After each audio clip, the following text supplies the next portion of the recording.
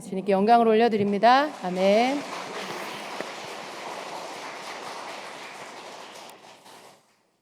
목회자의 그 감사와 기쁨은 그게 뭘까요, 여러분? 여러분 생각하는 목회자의 기쁨은 뭐라고 생각하세요? 그게 뭐라고 목회자가 하는 그 감사는 뭘까? 여러분 뭐라고 생각하십니까? 생각해 보셨나요? 생각해 보셨는지. 근데 제가 되게 많이 감사한 마음이 듭니다. 여기 예배를 사모하는 주의 백성들이 여기 있어요. 다른 게 아니라 주님을 사모하고 예배를 사모해서 달려나온 그런 주님의 사랑하는 성도들이 여기 있습니다. 이것을 보는 게 얼마나 큰 기쁨이고 감사인지 다시 한번 이렇게 느낍니다. 여러분 성도들이 예배를 잃어버리고 그리고 그것에 대한 감각이 없어지고 그냥 집에서 영상 예배 드리면 되지, 꼭 주중 예배 드려야 되냐, 주일날만 가면 되지, 이렇게 식어져가는, 그리고 더 좀 편리한 것들을 선택해가는 그러한 모습들이 있다라면 여러분, 그런데 그것에 대해서 아무런 감각이 없다라면 얼마나 슬픈 일일까요? 내가 예배를 더 드리고 싶은데 예배가 없어서 슬프고 하나님 예배 드릴 수 있게 해달라고 기도하고, 그리고 예배를 놓치지 않으려고 그렇게 시간을 예배 시간에 모든 스케줄을 맞추고, 여러분 그런 모습이 그런 어떤 예배를 첫 번째 자리에다 두는 그 성도의 삶이 있다라면 그것을 보는 하나님 얼마나 기쁘실까요? 여러분 무감각을 굉장히 조심해야 돼요. 무감각. 뭔가 빼앗겼는데 잃어버렸는데 못 느낀다. 뭔가 내가 놓쳤는데 거기에 대한 마음의 애탐이 없다. 그냥 이 상황들이 당연하게 받아들여진다. 그건 굉장히 슬픈 일입니다. 그렇게 되지 않기를 기도해야 돼요. 늘 깨어있게 해달라고 기도해야 합니다. 예배를 사모하는 마음이 식어지지 않게 해달라고 기도해야 합니다. 조금이나마 주님께서 주임제교회 예배를 통하여 주님이 기뻐하시고 또 주님이 위로를 받으신다라면 그게 너무나 감사합니다. 여러분 한 사람 한 사람 마음 안에 살아있는 예배를 사모하는 마음, 그것이 함께 모여져서 주님께 드려지는 것으로 인해 주님께 너무나 감사하고 또 감사합니다. 우리는 주님을 기쁘시게 해야 합니다. 그죠? 우리 주님을 기쁘시게 하는 게 그게 우리가 해야 할 일이에요. 우리가 주님 하나님께 값없이 은혜를 받았잖아요. 생명을 받았잖아요. 우리가 해야 할 일이 뭘까? 그 하나님을 기쁘시게 하는 것. 어찌하든지 내가 그 하나님을 기쁘시게 하는 것. 이게 우리가 해야 할 일인데, 우리가 해야 하는 일은 그 주님을 사랑하는 거죠. 우리가 해야 하는 주님께 드리는 기쁨은 그 주님을 사랑하는 거, 사모하는 거, 주님을 더 알아가는 거, 또 더 모이게 힘쓰는 거, 함께 주님을 예배하는 거, 또 여러 가지 또 선한 일들이 있겠죠. 그러나 그런 것들이 우리 주님을 기쁘시게 하는 거라는 걸 알아서 하나님이 기뻐하는 그 일들을 찾아서 그 일들을 하기를 힘쓰는, 내가 좀 이 일을 섬길 때 하나님 기뻐하시겠구나, 내가 좀 시간을 조금 더 들여서 봉사하며 또 기도하며 이렇게 조금 더 먼저 나와서 하나님 앞에 준비하고 기도하는 거, 하나님이 그거 기뻐하시지 내가 주님 하겠습니다. 여러분 그런 거, 이런 자그마한 일, 성전에 청소하는 일, 떨어진 휴지를 줍는 일, 뭔가 그런 자그마한 일도 하나님이 기뻐하시기 때문에 할 수 있는 거죠. 근데 그 마음을 잃어버리지 말아야 한다는 거예요. 그런 거 봐도 아무 감각도 없고 누가 하겠지 라고 한다라면 무감각한 거죠. 여러분 주님이 뭘 기뻐하실까라고 늘 생각하면 주님이 뭘 기뻐하시는지 내 마음이 깨달아집니다. 주님이 뭘 기뻐하시는지 성령께서 알게 해주시고요. 그 일이 하고 싶어지고 내 눈에 들어오고 저거 해야 되는데 저거 왜 저렇게 돼 있지? 막 이렇게 뭔가 보이는 거예요. 손길이 필요한 곳, 또 기도가 필요한 곳, 물질이 필요한 것, 도움이 필요한 것, 막 이런 게 내 눈에 들어오는 거죠. 그 일이 주님이 기뻐하는 일이라고 주님은 여러분에게 보여주심으로 말씀하고 계시는 것입니다. 주님을 기쁘시게 하는 여러분 되시길 축복합니다. 가장 먼저 예배를 사모하는 거, 그거부터 여러분 열심히 하시고, 그리고 절대로 놓쳐버리지 마시기를 바랍니다. 자, 오늘 우리가 주님 말씀 이렇게 주실 때 우리가 하나님의 뜻이 이 땅에 이루어지게 해달라고 구하라고 하셨습니다. 하나님 나라가 이 땅에 임하게 해달라고 기도하라고 하셨습니다. 여러분, 주님께서 이렇게 사람을 찾으신다는 것을 느낍니다. 이 시대에 깨어서 기도하는 성도, 하나님의 뜻을 위해 부르짖는 성도, 그를 찾는다는 마음이 들어요. 주님께서 많은 교회를 둘러보실 때 불이 꺼진 교회들이 너무 많은 것 같아요. 기도 소리가 꺼진 교회들이 너무 많은 것 같아요. 뭔가 나름의 예배의 형식은 있는데 그 마음 중심을 쏟아 하나님 앞에 막 간구하고 하나님 앞에 부르짖고 쉬지 않고 기도하는 이 기도 소리가 이렇게 멈춰버린 그런 교회들이 너무 많은 것 같아요. 근데 여러분, 주님께서 우리에게 당부를 하십니다. 하나님의 나라가 이 땅에 임하게 해달라고 구해라. 모든 영역에, 이 땅의 모든 영역 가운데 하나님의 나라가 임하고 하나님의 뜻이 이루어지게 해달라고 기도하여라 하십니다. 그리고 그런 모든 것들이 회복되기 위하여 중보하며 너희들이 대신 회개하라라고 말씀하십니다. 여러분, 모든 것이 멈춰져 버리고 꺼지고 소리가 멈추고 이런 모든 것들 왜 그렇게 됐을까요? 세상 흐름 가운데 뭔가가 조금씩 내어주기 시작하고 또 나 자신을 또 내 자신의 삶 안에 지켜내야 할 것들을 내어주고 그러면서 조금씩 세상으로 잠식당하는 거죠. 그 모든 것들이 그런 모든 어떤 하나님 앞에 해야 할 것들을 멈춰버리게 만드는 것입니다. 그 모든 것들을 뭉뚱그려서 한마디로 한 글자로 말하면 죄라고 할 수 있죠. 죄가 점점 이 시대를 덮고 있는 거예요. 여러분, 무감각한 것도 죄로 인한 것이고요. 또 사모함 식어져 가는 것 죄로 인한 것이고요. 사랑이 식는 것도 죄로 인한 것이고 욕심이 일어나는 것도 죄로 인한 것이고 다른 사람에게 관심 없어지는 것도 다 죄로 인한 것입니다. 모든 이 땅에 하나님의 일들이 진행되는 것들을 멈춰지게 만드는 것은 죄로 인한 것입니다. 그것이 개인이든 또 단체이든 나라이든. 그래서 이 땅에 죄가 점점점 만연되어지면서 하나님의 일들이 자꾸만 이렇게 축소되는 것 같은 그런 것들이 보여요. 그런데 주님은 너희가 기도해라라고 하십니다. 너희가 부르짖어라라고 하십니다. 너희가 대신 회개해라라고 하십니다. 죄를 회개할 때 그 덮여있던 것들이 벗어지게 되죠. 그 잠식하고 오던 것들이 뒤로 물러나가게 되죠. 우리는 기도하고 하나님은 그 일을 하시는 것입니다. 우리가 선포하면 주님이 일하시는 것이죠. 근데 주님께서 그러한 회개를 우리에게 하라고 하십니다. 그런데 여러분 어떠세요? 회개를 하는 것들, 오늘 좀 죄에 대해서 우리가 같이 볼 건데요. 죄에 대해서 우리가 조금 다시 한번 이렇게 다시 좀 봐야 할 필요가 있습니다. 여러분, 죄라고 하면 여러분이 이렇게 죄는 헬라어의 죄의 뜻은 이런 겁니다 하고 들으신 거 있죠? 기억나시는 분 계십니까? 죄는 뭡니까? 헬라어의 뜻이 뭡니까?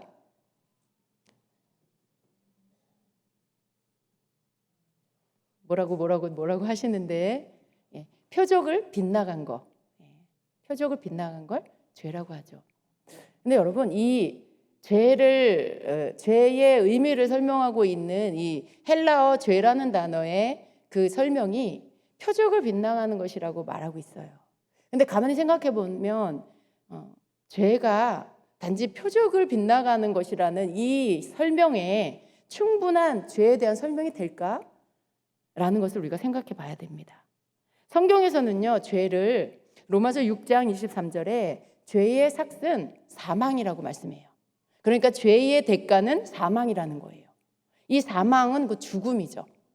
그리고 지옥입니다.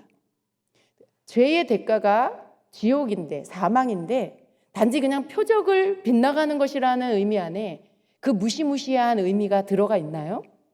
아니죠. 그냥 표적을 빗나간 정도. 그냥 화살을 쏘는데 정확하게 그 목표 지점에 맞지 않고 빗나갔어. 단지 그 정도. 빗나간 거구나. 이 정도의 어떤 그 의미밖에 우리에게 와닿지 않죠. 그런데 실제적으로 성경에서 말씀하는 죄라는 의미는 죄의 삭은 사망. 그러니까 죄는 굉장히 무서운 거죠. 죄의 결과는, 그 대가는 무시무시한 겁니다. 그래서 이 죄라는 의미 자체를 우리가 좀 다시 한번 볼 필요가 있어요. 여러분, 죄에 대해서 주님께서 성경에 우리에게 가르쳐 주셨습니다. 그러니까 죄에 대해서 가르치신 분이 예수님이시죠. 죄에 대해서 말한 많은 사도들, 성경 지은 분들이, 특별히 우리 예수님은 혈통적으로는 유대인이에요. 그렇죠? 그러니까 헬라어의 어떤 의미로 말씀하신 게 아니라 히브리어의 의미를 가지고 말씀하셨다라고 볼 수 있죠. 그런데 이 히브리어로 죄는요, 죄라는 것을 표현하는 단어는 몇 개가 있는데요. 야웬이라는 단어가 있고요, 아말이라는 단어가 있고, 아원이라는 단어가 있어요. 그런데 이 죄에 대해서 말하고 있는 이 단어들의 뜻을 보면 야웬은 이런 뜻이에요. 도덕적 무가치 또는 고통스러운 짐이나 역경을 의미합니다. 잘 생각해 보세요. 표적을 빗나간 것이라는 의미와 좀 이렇게 비교를 해보시기 바랍니다. 도덕적 무가치 또는 고통스러운 짐이나 역경을 의미하고, 아말이란 단어는 악, 곤란, 재난, 불행, 해악, 비탄, 사악이라는 의미가 있어요. 그리고 아원이라는 단어는 꼬이고 뒤틀리고 구부러졌다라는 그런 의미예요. 네, 죄를 의미하는 히브리어의 단어들을 들으면 굉장히 심각하다는 걸 우리가 느낄 수 있죠. 단지 그냥 표적을 빗나갔다 이 정도가 아니라 굉장히 무겁고, 그리고 굉장히 막 고통스럽고 악한 것이고, 잘못되어진 것이라는 것을 우리가 느낄 수 있어요. 근데 이런 의미가 있습니다. 히브리어 단어로는. 그래서 여러분, 우리가 죄를 생각할 때 너무 가볍게 생각하면 안 된다는 거죠. 조금 이렇게 잘못 갔다가 다시 돌아오면 되겠지 라는 정도가 아니라, 죄라는 것은 내 삶에서 끊어버려야 할 것들. 죄의 대가는 사망인데, 그 사망이 나와 상관이 없으려면 이 죄를 내게서 끊어버려야 한다는 것을 우리가 인식해야 하는 것입니다. 그러니까 그 죄의 심각성을 우리가 잊어버리면 안 된다는 거예요. 너무 가볍게 생각해서는 안 된다는 것입니다. 좀 더 심각하게 죄를 받아들여야 하는 것입니다. 죄에 대한 그 의미를.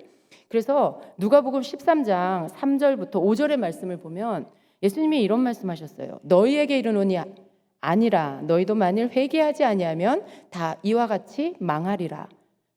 또 실로암에서 망대가 무너져 치어 죽은 18사람이 예루살렘에 거한 다른 모든 사람보다 죄가 더 있는 줄 아느냐? 너희에게 이르노니 아니라 너희도 만일 회개하지 아니하면 다 이와 같이 망하리라. 이렇게 말씀했어요. 그러니까 어떤 그 사람들이 죄로 인해서 망대가 무너져서 18사람이 실로암에서 죽었는데, 그 사람들이 너희보다 죄가 더 많아서 죽은 줄 아느냐? 아니다. 너희도 회개하지 않으면 다 이렇게 망한다. 이렇게 말씀하는 거예요. 그러니까 죄는 죄로 인해서 죄를 회개하지 않으면, 죄가 여전히 그냥 있으면 결론은 뭐예요? 망한다는 거예요. 이 예수님이 가르치시는 거죠. 그리고 또 마가복음 9장에서는요, 죄에 대해서 예수님이 어떻게 가르치시냐면, 만일 네 손이 너를 실족하게 하거든 그것을 찍어내버리라. 그러니까 실족하게 한다는 건 죄로 인하여 넘어지게 하는 거죠. 죄를 짓게 하는. 불구가 되어 생명에 들어가는 것이 두 손을 가지고 지옥에 곧 결코 꺼지지 않을 불 속에 들어가는 것보다 내게 더 나으니. 여러분도 같이 함께 읽어보겠어요? 44절부터 같이 읽습니다. 거기서는 그들의 벌레도 죽지 않고 불도 꺼지지 아니하느니라. 만일 네 발이 너를 실족하게 하거든 그것을 찍어 내버리라. 절뚝거리며 생명에 들어가는 것이 두 발을 가지고 지옥에 곧 결코 꺼지지 않을 불 속에 던져지는 것보다 내게 더 나으니. 거기서는 그들의 벌레도 죽지 않고 불도 꺼지지 아니하느니라. 만일 내 눈이 너를 실족하게 하거든 그것을 빼어 내버리라. 한 눈으로 하나님의 왕국에 들어가는 것이 두 눈을 가지고 지옥 불 속에 던져지는 것보다 내게 더 나으니. 거기서는 그들의 벌레도 죽지 않고 불도 꺼지지 아니하느니라. 아멘. 죄를 짓는 행위를 말하죠. 죄 짓는 손, 죄 짓는 발, 죄 짓는 눈. 죄를 끊어버리지 못할 거면 차라리 죄를 짓게 하는 너의 신체를 없애버리라는 거예요. 무시무시한 말씀이죠. 왜냐하면 그거 잃어버리고 죄 안 짓고 천국 가는 게 낫다는 거예요. 그 죄를 끊어버리지 못해서 계속 그렇게 죄를 짓다가 지옥에 가는 것보다 차라리 이 신체 일부를 잃어버리더라도 천국에 가는 게 낫다라고 말씀하시는 거죠. 그러니까 죄라는 것이 지옥을 가게 만든다라는 것을 말씀하고 있고요. 죄를 회개하지 않으면 결국 다 망하게 된다라는 것을 말씀하고 있어요. 우리 성경에서는 굉장히 심각하게 죄를 말씀하고 있죠. 단지 표적을 빗나가는 정도가 아니에요. 그래서 우리가 이렇게 죄에 대해서 좀 성경이 가르쳐 주시는 이 죄란 것들에 대해서 죄가 뭘 의미하는지를 우리가 기억하고 죄를 대할 때, 죄가 내 앞에 올 때, 혹은 죄의 유혹이 올 때 그 죄의 결과들을 생각하면서 우리는 죄를 멀리해야 합니다. 여러분, 죄가 가벼워 보이면요, 너무 쉽게 웰컴이에요. 그냥 받아들여요. 그냥 어서와해요. 그런데 죄에 대해서 죄는 나를 망하게 해. 죄는 나를 지옥 가게 만드는 거야. 죄는 나를 무감각하게 만들어. 병들게 해. 죄는 나를 부패하게 만들어. 라는 것들을 인식하고 있으면 죄가 올 때 이렇게 거절하게 되죠. 아니, 난 너 원하지 않아. 이렇게, 그리고 어떻게 해요? 대항하여 거절하고 거부하고 물리치게 됩니다. 그게 훨씬 더 여러분에게 강도 있게 나가게 되는 것이죠. 여러분, 죄는 이런 것입니다. 그래서 우리는 알아야 합니다. 이 죄, 모든 인간에게 죄가 있어요. 여러분, 이 죄 문제를 어떻게 할까요? 죄를 해결하실 수 있는 분, 죄 문제를 해결해 주실 수 있는 분은 하나님밖에 없어요. 오직 거룩하신 하나님, 모든 우주 만물을 창조하신 그 창조주 되신 하나님만이 우리의 죄를 씻어주실 수 있어요. 죄 문제를 해결해 주실 수 있어요. 그 하나님께서 우리가 죄 가운데 죽어 지옥 가는 것을 슬퍼하시고 그 죄 문제를 해결해 주시기 위해서 길을 내셨는데, 바로 하나님과 동등하신 그 아들 예수 그리스도를 이 땅에 보내주시고 대신해서 죄의 제물이 되어서 생명을 내어주어 죽게 하셨습니다. 그리고 부활하게 하셨죠. 그 예수님을 믿는 자마다 죄를 회개하고 그리고 죄사함을 받고 거룩한 하나님의 백성, 하나님의 자녀가 되게 해주셨어요. 죄 있음에서 예수님을 믿고 죄 없음이 되게 해주신 거죠.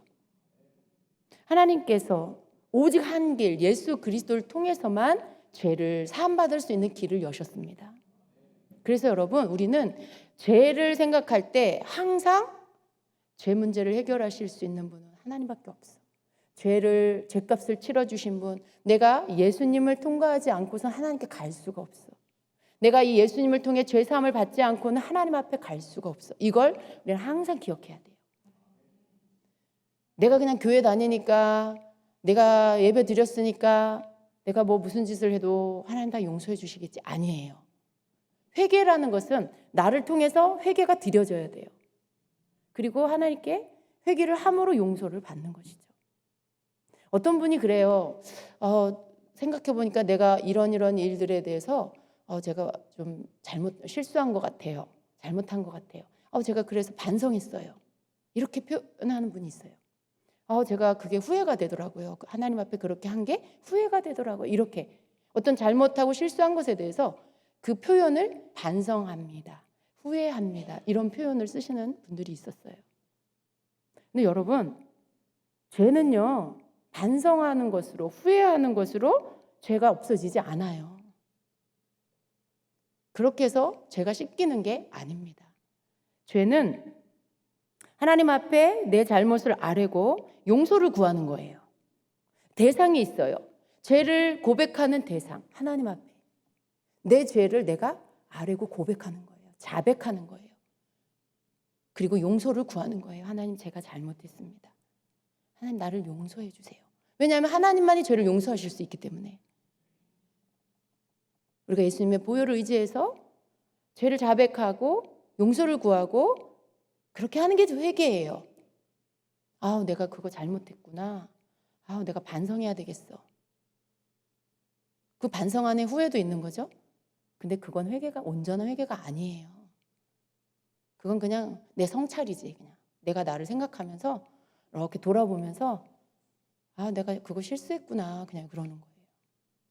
온전한 회개가 아니에요. 여러분, 또 회개는요. 완전한 회개는 어떤 거냐면 회개에 합당한 열매를 맺어야 돼요.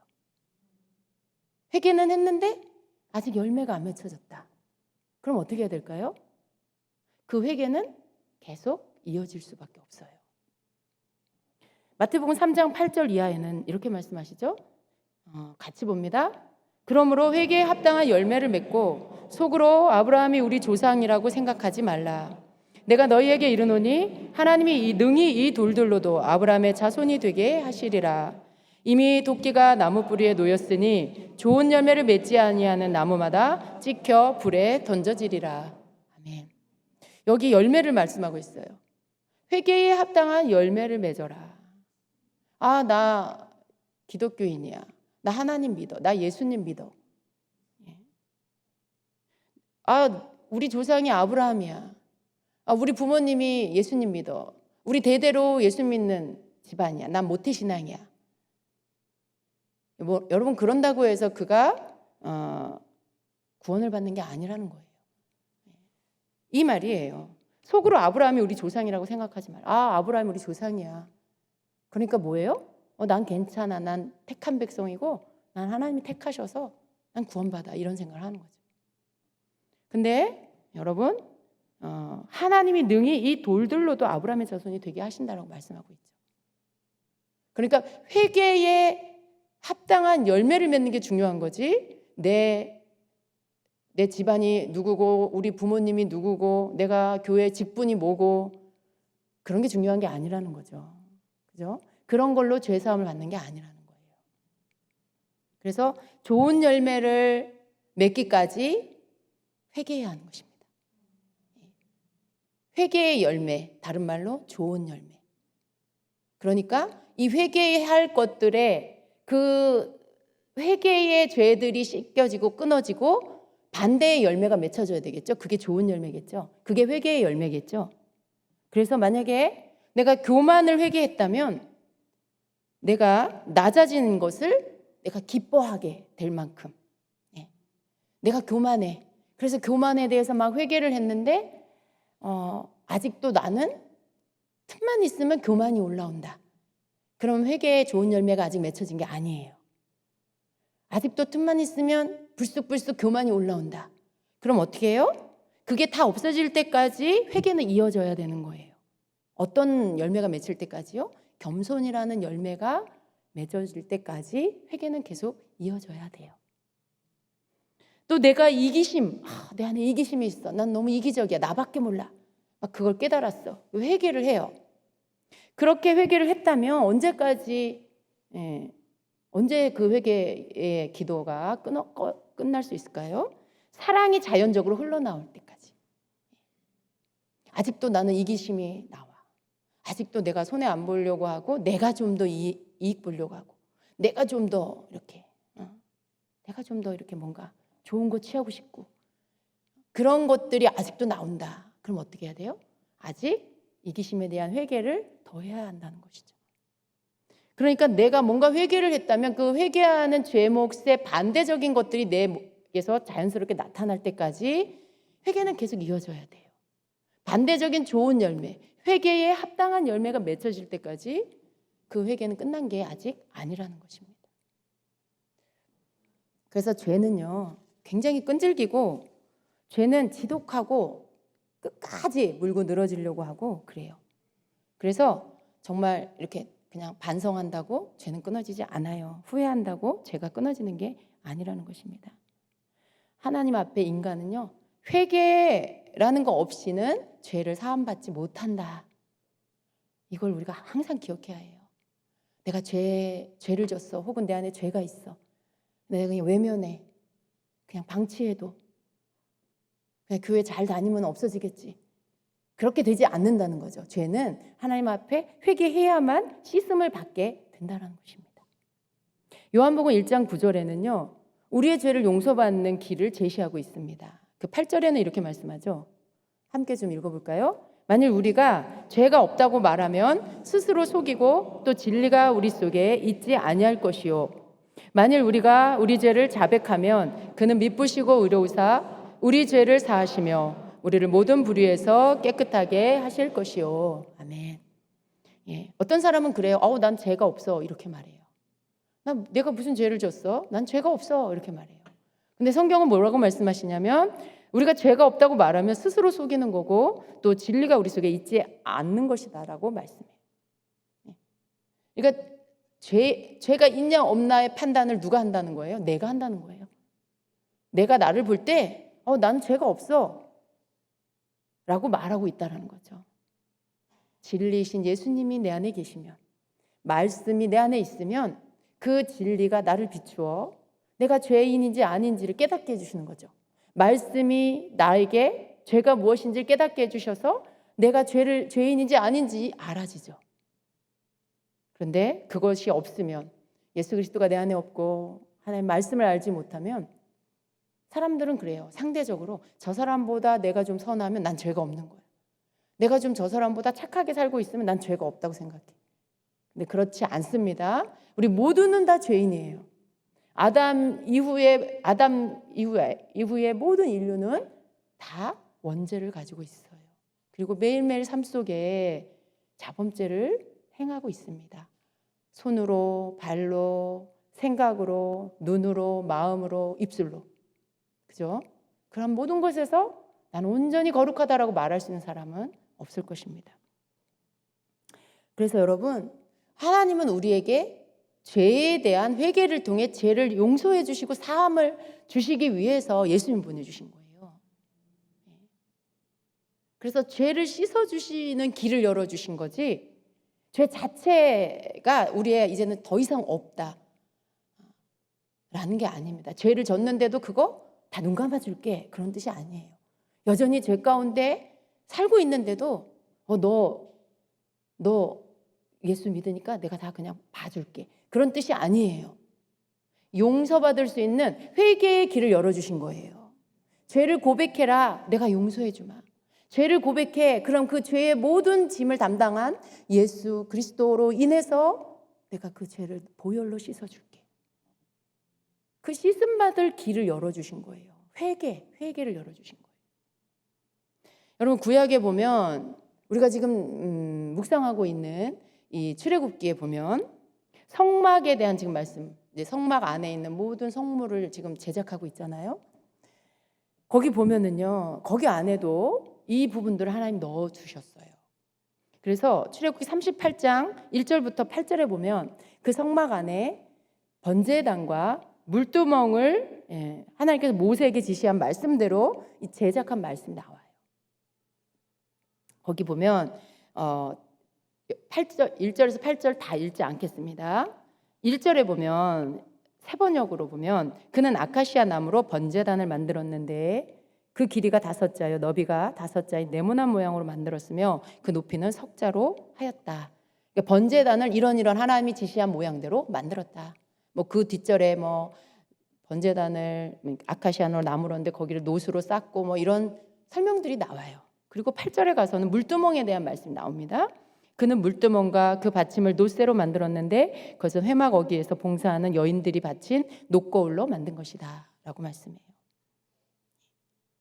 이 번제단과 물두멍은요, 성막에 들어서서 이제 거룩한 성소에 들어가기 전에 이 성막의 뜰에 비치하게 하셨어요. 그러니까 여기를 통과하지 않고는 성소에 들어갈 수가 없는 거죠. 근데 이 번제단과 물두멍은 무엇과 상관이 있는 거냐면 거룩하게 되기 이전에 죄와 상관이 있는 거예요. 죄와 상관이 있는 성물이에요. 기물이에요. 여기 성막에 있는. 그러니까 번제단도 죄와 상관되고 물두멍도 죄와 상관된 거예요. 번제단은 죄를 전가시킨 그 짐승, 그 제물을 잡아서 각을 뜨고 해서 거기에 올려서 태우는 곳이죠. 그러니까 내 죄를 전가시킨 짐승을 태우는 곳이 번제단이에요. 그러니까 죄 문제를 해결받는 곳이에요. 또 물두멍은 어때요? 더러워진 손과 발을 씻는 곳이에요. 근데 이 두 곳 다 죄 문제를 해결받는 곳입니다. 이 사진을 좀 띄워주세요. 네, 이게 번제단이에요. 불길이 막 타오르고 있죠. 네 기퉁이에 뿔이 있죠. 저 바깥에가 노수로 이렇게 쌓인, 노수로 쌓인, 그 안에는 아카시아 나무 조각목이지만 밖에는 노수로 쌓여 있습니다. 저기에 필요한 모든 저 도구들이 다 노수로 만든 거예요. 자, 물두멍을 보여주세요. 이게 물두멍입니다. 저기에서 손을 씻는 거예요. 그리고 저건 여인들의 거울로 만들어졌습니다. 저것도 노십니다. 녹거울로 만든 것이죠. 근데 여러분, 그렇다면 이 번제단은 뭘 의미할까요? 여러분, 이 번제단은 죄를 해결하는 거, 물두멍도 죄를 해결하는 거. 번제단은 우리의 죄를 해결하는 곳이에요.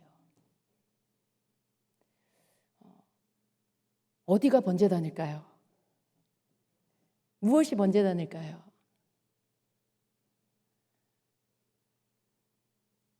여러분, 예수님이 십자가 달리신 그 골고다 언덕, 예수님이 지신 십자가, 거기에 매달리신 예수님, 그곳이 번제단이고 거기에 매달리신 분이 바로 죄의 짐을 진, 죄가 전가된 그 짐승을 잡아 올렸던 바로 그 번제단입니다.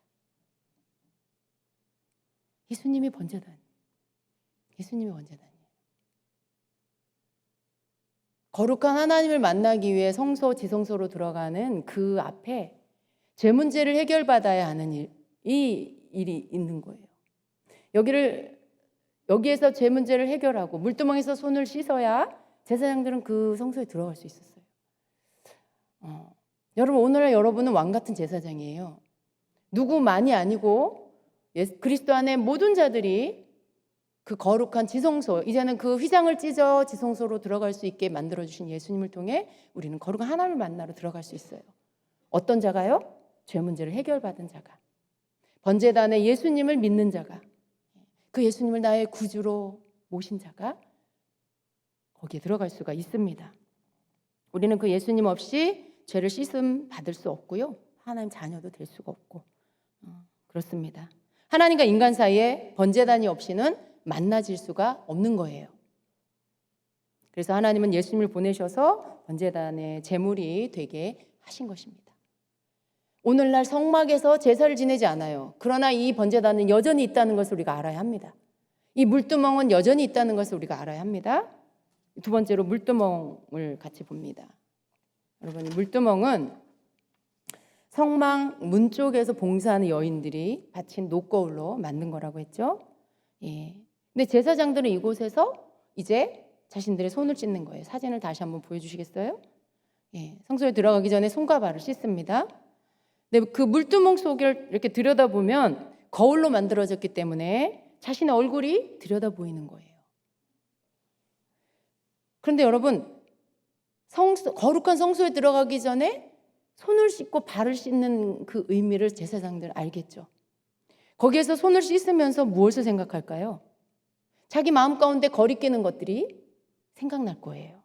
하나님 앞에 나아가기 전에 합당치 않은 자기 속에 죄가 생각날 거라는 거죠. 죄. 하나님께 회개할 것이 생각났을 것이고, 어젯밤에 지은 죄, 오늘 아침에 성막에 나오기 전에 지은 죄가 생각났을 거예요. 그리고 물로 손을 씻듯이 잘못한 죄를 회개하며 마음을 씻었을 것입니다. 물두멍은 그런 곳이에요. 물두멍은 부지 중에 지은 죄, 생각으로, 마음으로, 행동으로, 입술로, 눈으로 지은 죄. 그래서 거기서 손을 씻고 발을 씻으면서 그 마음을 씻는 그런 곳인 거죠. 여러분, 물두멍은 어디 있습니까? 여러분, 물두멍은 어디 있습니까? 성막 안에 있던 번제단과 물두멍, 죄 문제를 해결해주는 그 번제단과 물두멍이 오늘날에도 여전히 있어요. 어디에 있냐면 여러분 심령 안에 각자의 번제단과 물두멍이 있습니다. 그렇게 있어야 합니다. 그렇게 여러분 안에 번제단과 물두멍이 있어야 합니다. 여러분 보셔야 돼요. 나의 번제단은 하나님의 말씀하신 대로 잘 만들어져 있는가? 예수 그리스도를 통한 구원의 복음, 십자가의 복음이 여러분 안에 말씀에 기록한 대로 제대로 바른 진리로 여러분 안에 그 번제단이 있는지, 나는 그 예수님을 온전히 믿고 있는지 보셔야 돼요. 이상한 다른 복음, 이단의 비진리로 번제단을 왜곡시켜 놓지 말아야 합니다. 잘못된 것을 막 받아들여서 이상한 복음으로 여러분이 그것이 여러분의 복음이 돼서는 안 되는 거예요. 바른 번제단, 하나님 말씀하신 대로, 하나님이 지시하신 대로 그렇게 잘 바르게 여러분 안에 번제단을 두고 그 예수님으로 인해 내가 하나님의 자녀가 됨을 늘 감사하면서 그 번제단을 항상 여러분 안에서 기억해야 합니다. 그리고 또 이 물두멍도 여러분 안에 있어야 합니다. 주님께 나아가기 위해서 물두멍에서 손을 씻는 것처럼 나의 물두멍에 내가 생각나고 거리끼는 죄를 씻어야 합니다. 우리는 날마다 손을 씻어야 돼요. 물두멍에서 날마다 손을 씻어야 합니다. 만약에 우리가 이 더러운 것들이 있는데 여전히 회개하지 않고 교회는 나오고 예배는 드리는데 여전히 그 죄를 회개하지 않고 손을 씻지 않고 그냥 와서 앉아 있어. 그냥 와서 그냥 있어. 그냥 예배를 참석해. 마음이 무겁고 마음에 은혜가 없고 마음에 분노가 있고 짜증이 있고 원망이 있고 막 이러는데 그걸 씻지 않고 그냥 앉아서 그냥 와서 앉아 있어. 안 온 것보단 난데요, 여러분. 우리가 말씀의 원리대로 알아야 될 게 뭐냐면 물두멍에 손을 씻어야 합니다. 물두멍에서 손을 씻듯 주님 앞에 내 잘못된 것들, 내 속에 더러워진 것들, 내 생각과 마음 안에 더럽혀진 것들을 고백하며 씻어야 합니다. 내 손으로 죄를 범한 게 있다라면 그 행동을 회개해야 하고요. 내 입술로 남에게 상처를 줬다거나 남을 비난했다거나 남을 아프게 한 게 있다면 그것을 또 회개함으로 손을 씻어야 합니다. 내 마음으로 아무도 모르게 나 혼자 다른 사람 미워하고 다른 사람 욕하고 판단하고 그런 것이 있는 거 물두멍에서 손을 씻듯 회개해야 합니다. 아무도 몰래 쾌락을 즐기기 위해 그 발로 어딘가를 갔다 왔어. 아무도 모르겠지. 여러분, 물두멍에서 씻어야 합니다. 깨끗하게 그것들을 우리가 날마다 물두멍에서 손을 씻듯 씻어야 하는 것입니다. 죄가 그런 거예요. 죄가. 이 죄라는 걸 만약에 씻지 않고 그냥 두면요. 처음엔 좀 찝찝해요. 불편해요. 마음이 걸려요. 찔려요. 근데 이것을 회개하지 않고 그냥 방치하면 이게 점점 내 안에서 먼지처럼 쌓여요. 여러분 손이 더러워졌는데 씻지 않으면 어떻게 돼요? 바로 씻지 않으면 이 더러운 채로 시간이 가요. 그리고 더러움에 대한 감각이 점점 없어집니다. 그리고 또 다시 뭔가를 하면서 더러운 것들을 만지고 또 더러워져요. 근데 이미 더러운 거라 깨끗함에 대한 감각이 없어지니까 어때요? 조금 더 더러워져도 별로 그렇게 괜찮아요. 뭐 그게 불편하지 않아져 버려요. 왜냐하면 원래 더러웠으니까. 죄라는 건 그런 거예요. 죄를 범했는데 죄가 있는데 죄를 물두멍에 씻지 않으면 회개하지 않으면 처음에는 마음이 좀 불편하고 찔림도 있고 그러는데 이걸 그냥 놔둬버리면 이제 점점 어때요? 죄에 대한 감각이 둔해져요. 죄를 져도 그렇게 막 찔리지도 않고 또 자기 합리화가 막 생기고 아무렇지도 않아지는 이 무감각이 와요. 굉장히 무서운 거예요. 왜 씻어야 될까? 정결함은요. 우리가 물두멍 앞에 섰을 때 물에 비친 그 거울에 녹걸 그 바닥이 거울이잖아요. 그 물을 통해 거울에 비친 내 얼굴을 보는 거죠. 거기에서 하나님을 생각할 수밖에 없어요. 왜냐하면 하나님을 만나러 성소에 들어가기 위해 손을 씻고 있어요. 내가 들어갈 준비가 된 날을 보는 거죠. 그러니까 자신의 마음을 들여다보고 생각하고 내가 뭔가 걸리는 게 없는지 잘못한 게 없는지 생각하게 되죠. 그러니까 그것을 회개하게 되는 거예요. 근데 그런 물두멍에서는 시간을 갖지 않으면 죄에 대해서 떠올리지 않아요. 그냥 한 곳에 이렇게 숨겨두고 아무렇지도 않은 듯 그냥 있어요. 여러분, 그러면 죄는 쌓이는 거예요, 이렇게. 그리고 나의 감각을 점점 무뎌지게 만들고 죄에 대해서 더 막 달려가게 만들어요. 죄가 좋아, 죄가 즐거워, 죄가 재밌어. 이런 것들이, 그런 쪽으로의 감각들이 더 점점 커지고 하나님의 앞에 거룩함이나 죄책을 느껴서 죄가 찔려서 그것을 버리고 하나님의 것이 좋고 하나님의 것이 기쁘고 즐겁고 사모하는 마음은 점점 식어집니다. 반대 현상이 이렇게 오는 거죠. 죄는 이기고 거룩은 점점 힘이 없어지고. 그래서 물두멍에서 손을 씻어야 합니다. 번제단에서 예수님이 우리의 원죄를 다 해결해 주셨다라면, 물론 예수님이 우리의 원죄, 자범죄까지 다 그것들을 해결해 주신 거예요. 그것을 다 씻어 주신 거예요. 그런데 죄는 어떤 거예요? 우리의 회개를 통해 씻음을 받아요. 나 아무것도 회개 안 하고 저절로 씻음 받는 게 아니에요.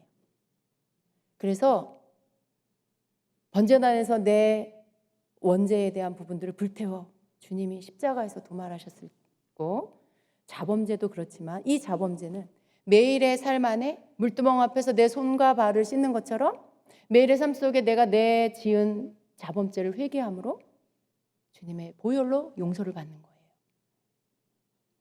그것을 우리가 해야 한다는 것입니다. 천국은 어떤 곳이 가는 곳입니까? 어떤 자가 가는 곳입니까? 천국은 예수 믿고 회개한 자가 가는 거예요.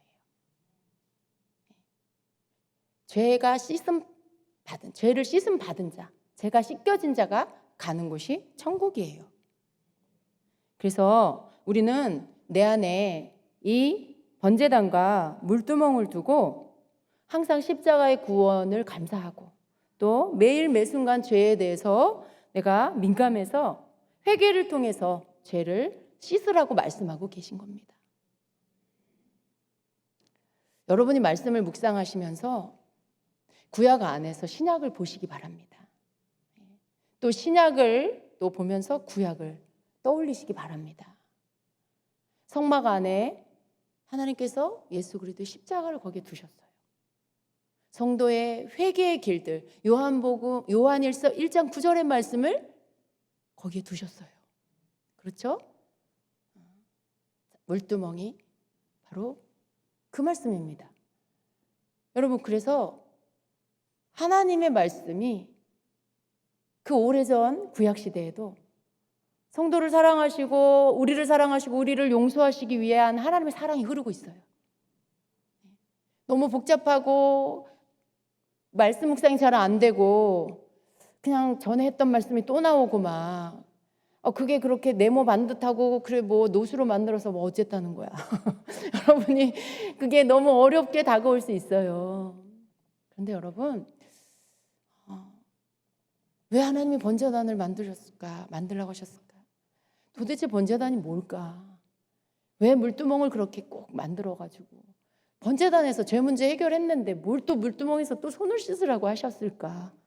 막 이런 것들을 생각하면서 주님 앞에 깨닫게 해달라고 기도하시는 거예요. 묵상은 그런 거예요. 씨름하는 거예요. 이렇게 말씀을 가지고. 그러면 주님이 신약의 복음과 십자가의 복음과 구약의 성막을 이렇게 연결하시면서 그것을 풀어서 내게 주시는, 주님의 복음으로 나에게 주시는 거죠. 여러분, 번제단과 물두멍은 여러분 안에 있어야 합니다. 오랜 옛날 구약시대 성막 안에 있는 게 아니라 오늘 여러분 안에 바른 번제단과 물두멍을 두시고 하나님 앞에 여러분의 죄를 고백하고 회개할 뿐만 아니라 더 나아가서 이 땅을 위해 중보의 회개를 할 수 있는 그러한 자로까지 나아가야 합니다. 하나님은 우리에게 너희가 중보 회개를 해라 하실 때는 우리가 먼저 우리의 죄를 씻고 거룩해져야 되는 거예요. 그러한 자가 나라를 위한 중보를 담대하게 할 수 있고요. 또 다른 지체를 위한 중보, 대신 회개하고 믿지 않는 가족을 위한 대신 회개하는 이 모든 것들을 할 수 있는 거고요. 그리고 그의 기도가 의인의 기도가 될 수 있는 거죠. 그래서 주님은, 우리 하나님은 우리 안에 번제단, 네 안에 번제단을 두고 네 안에 물두멍을 두고 그 죄를 씻는 자가 되어라 라고 말씀하시는 것입니다. 주님께서 우리에게 이렇게 물으십니다. 번제단과 물두멍이 너희 안에 있느냐 라고 하세요. 십자가의 은혜와 회개의 겸손함이 늘 너희 안에 있게 하여라 말씀하십니다. 노수로 만든 이 번제단과 물두멍은 나의 진노를 거두고 심판을 거두게 하는 것이라. 너희가 이 두 가지를 잃어버리지 않는다면 나의 심판을 면하리라. 여러분, 죄가 회개되지 않으면요, 아까 뭐라고 했죠? 죄는 결과가 뭐예요? 사망이에요. 지옥이에요. 그건 하나님의 심판이에요. 죄로 인해서 우리가 하나님의 진노로 인한 심판이 뭐냐 하면 지옥이에요. 그런데 번제단은 노수로 만들었고 물두멍도 노수로 만들었지만 거기에 죄가 태워지는 거고 거기에 손을 씻으며 발을 씻으며 회개가 이루어짐으로 인해 하나님의 진노, 하나님의 심판이 거두어지는 거죠. 예수님이 십자가에 죽으시고 그리고 우리가 그 예수님을 믿고 죄를 회개하고 죄사함을 받음으로 인해 우리가 죄로 인한 심판을 면하게 되는 거죠.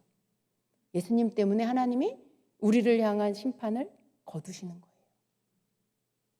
그래서 우리 안에 물두멍과 번제단을 두면 그것으로 인해서 하나님의 진노와 심판을 거두게 된다는 거죠. 우리 안에 항상 번제단과 물두멍을 두고 항상 회개에 대해서 민감하게 그리고 구원에 대한 감사로 인해 감사를 드리고 물두멍 앞에서 죄를 회개하고 손을 씻고 이런 것들을 계속할 때 하나님의 진노를 거두고 심판을 거두게 된다. 우리가 그 심판을 면하게 된다라고 말씀하시는 것입니다. 번제단은 나의 국률이며 물두멍은 나의 자비이다. 이 두 가지가 항상 너희 심령 안에 있게 하여라. 십자가의 예수를 늘 기억하며 죄사함과 구원을 감사하고 매일의 회개로 죄인이 아닌 의인으로 서 있을 수 있음을 기억하며 날마다 물두멍에 가서 얼굴을 비추는 자가 되어라. 손을 씻는 자가 되어라. 회개로 죄를 씻는 자가 되어라 라고 하십니다. 내 은혜가 너희를 덮고 있노라. 내 자비가 회개하는 너희 위에 있느니라. 이렇게 말씀하십니다. 아멘. 주님의, 우리 하나님의 사랑입니다. 우리는 그 사랑을 입은 자예요. 받은 자예요. 여러분, 죄에 대한 더 민감함 여러분의 있기를 축복합니다. 여러분에게 있기를 원합니다. 죄는 단지 표적을 빗나가는 그 정도가 아니에요. 죄의 결과, 죄의 대가는 사망이라는 것을 우리가 항상 기억하면서 죄가 내 안에 켜켜이 쌓이지 않도록 죄가 땅 따먹게 하듯 점점 자기 영역을 더 넓히지 않도록 그 죄를 물두멍에서 손과 발을 씻는 것처럼 회개를 통해 그 죄를 계속 날마다 씻어버리는 여러분 되시길 축복합니다. 우리 주님은 우리에게 거룩함을 주셨어요. 예수 그리스도를 통해 우리 하나님 우리에게 거룩함을 주셨습니다. 우리가 그 거룩함을 어떻게 지킵니까? 손을 씻음으로, 발을 씻음으로 우린 다시 정결해지고 깨끗하고 거룩함으로 옷이 더러워진 것들을 빠는 것처럼 그렇게 우리가 하나님 앞에 거룩한 자로 서게 되는 것입니다. 그러니 여러분, 주님 앞에 우리가 감사하지 않을 수가 없잖아요. 하나님께서 다 해놓으시고 너네 이렇게 해, 이렇게 하면 돼, 이렇게 하시는 거죠. 그러니 얼마나 우리가 감사합니까? 우리가 주님 앞에 회개가 나를 무겁게 짓누르는, 죄가 나를 무겁게 짓누르는 게 아니라 회개를 통해 기뻐하고 감사하는 자가 됩시다. 회개할 수 있는 길을 열어주심을 감사합시다. 주님 앞에 내 죄를 다 고해버리고 주님이 날 용서해 주심을 믿고 기뻐하는 자가 됩시다. 죄로 인해 숨는 자가 되지 마시고 날마다 손을 씻는 그러한 자가 됩시다. 아멘. 같이 기도하겠습니다.